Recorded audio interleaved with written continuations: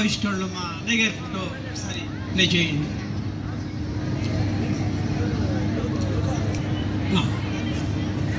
మాకు పూర్వీకుల నుంచి వచ్చినటువంటి సైట్ రైతుపేటలో ఒక 10 సెంట్లు, దానిలో ఒక 3 సెంట్స్లో ఒక చిన్న రెసిడెన్షియల్ క్వార్టర్ ఉంది 2 బెడ్రూమ్స్తో. ఎప్పుడైనా మా ఊరి నుంచి ఇక్కడికి వస్తే మేము స్టే చేయడానికి అది అప్పుడు బిల్డప్ చేసుకుంటాం. ఆ టైంలో నేను పొంగల్ హాలిడేస్లో అక్కడే మా అమ్మగారి దగ్గర ఉన్న టైంలో మద్రాసు నుంచి ఒక 10 ఏళ్ల అమ్మాయి నా దగ్గరికి మెడికల్ అడ్వైస్ కోసం వచ్చింది. సో నైట్ టైం అది మెడిసిన్ ఇచ్చిన తర్వాత అతనితో పాటు నేను బయటకు వచ్చాను వాళ్ళ మేనమామతో. మేము మాట్లాడుకుంటుంటే ఆ అమ్మాయి అడిగింది, ఇదేంటి అని ఆ స్కూల్ వైపు చూసి అడిగింది. అతను ఇది స్కూల్ అని చెప్పన్నాడు. ఇదేంటి ఇది గుడిసె కదా అంది. తప్పమ్మా అలా అనకూడదని చెప్పాను అన్నాడు.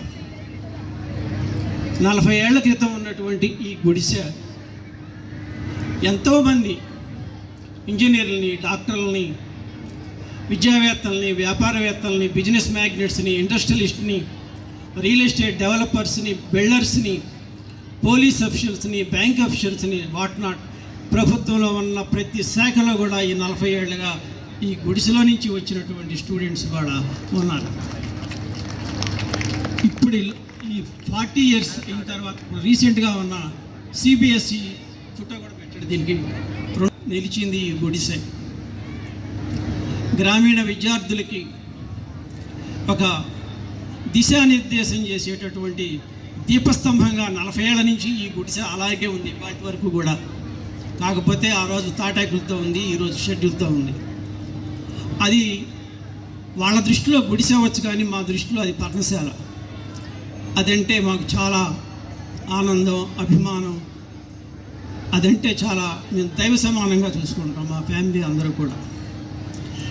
ఆ గుడిసె ఇవాళ ఈ 40 ఏళ్ల తర్వాత ఇంతటి మహోన్నతమైనటువంటి సిబిఎస్ స్కూల్గా ఆవిష్కరించడం అనేటటువంటిది మా ఫ్యామిలీకి, మీకు కూడా గర్వకారణమే అని నేను భావిస్తున్నాను.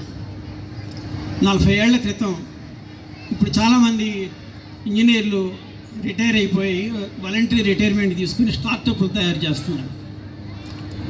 40 ఏళ్ల క్రితమే పొట్టలో నీళ్లు కదలకుండా చల్లగా హాయిగా 10 to 5 ట్రాన్స్ఫర్లు లేనటువంటి ఒక ఎయిడెడ్ పాఠశాలలో పనిచేసుకుంటూ